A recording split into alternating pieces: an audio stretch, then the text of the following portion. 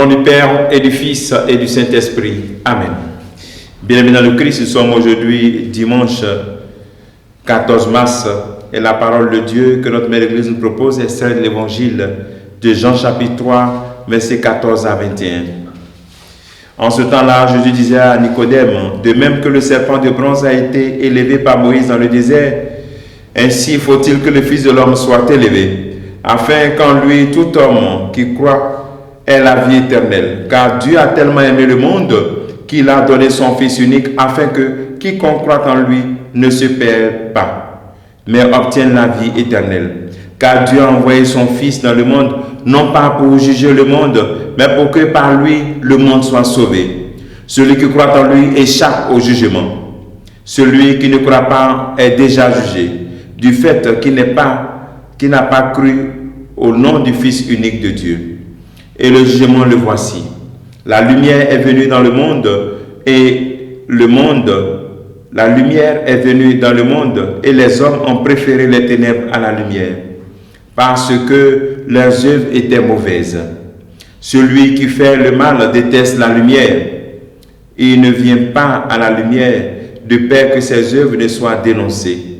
Mais celui qui fait la vérité vient à la lumière pour qu'il soit manifesté que ses œuvres ont été accomplies en union avec Dieu.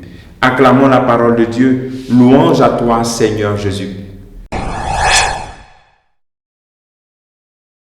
Bien-aimés dans le Christ, nous sommes dans ce discours que le Christ fait sur la lumière. Le Christ fait sur son identité. Jésus est venu pour sauver le monde. Ce discours qu'il fait après la rencontre avec Nicodème. C'est la suite. Et ce discours, après cette rencontre avec Nicodème, et le Seigneur qui nous rappelle ainsi que le Fils de l'homme est venu dans le monde, non pas pour condamner le monde, mais pour le sauver. De même que le serpent de bronze a été élevé au désert, quand le peuple de Dieu a manifesté une certaine infidélité en érigeant un veau d'or, voici que ces serpents ont apparu dans l'infidélité. Mon frère, ma soeur, le jardin que le Christ nous a accordé à la création, le jardin d'Éden, s'est transformé en désert, pas à cause de l'infidélité de l'homme. Et dans ce désert, nous avons exagéré dans notre liberté avec l'image de ce peuple de Dieu qui désobéit et qui s'érige un veau d'or. Et c'est l'usage exagéré de notre liberté. Vivre sans Dieu. Aujourd'hui, notre monde proclame une vie possible sans Dieu. Même dans cette réalité, cette pandémie, beaucoup de nations ont proclamé qu'ils vont de leur propre force réaliser, de leur propre force. Nous avons besoin de Dieu. Cela ne signifie pas que nous ne devons rien faire, mais tout simplement, nous devons aller contre cette philosophie d'annoncer un monde sans Dieu.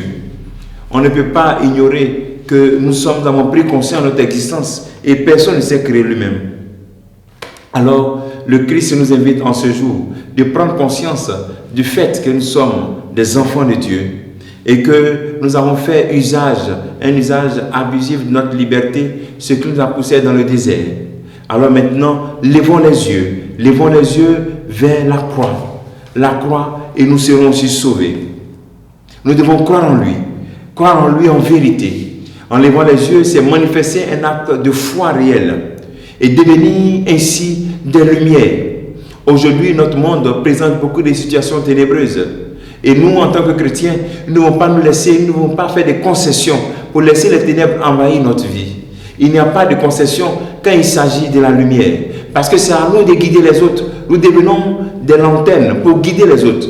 Ce n'est pas le contraire. Et j'aime dire que dans des groupes d'amis, celui qui guide les groupes, c'est un chrétien. Quand tu es un chrétien qui est dans un groupe et que ce n'est pas toi qui es le leader, il y a un problème.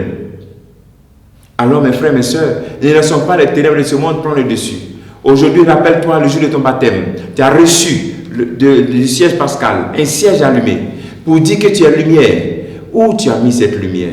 Dans ta famille, est-ce que c'est toi qui éclaires? Ou bien c'est toi qui appelles l'obscurité? Dans ton lieu de travail, est-ce que c'est toi qui éclaires? Croyons vraiment dans le Christ et préférons la lumière aux ténèbres. Celui qui croit en lui, même s'il meurt, vivra éternellement. Demandons au Seigneur en ce dimanche de carême de nous donner cette grâce de retrouver notre identité de lumière, notre identité d'enfant de Dieu, afin d'éclairer notre monde et de dissiper toutes les zones ténébreuses de notre vie. Que le Seigneur te bénisse en ce dimanche, que nous bénisse tous au nom du Père et du Fils et du Saint-Esprit. Amen.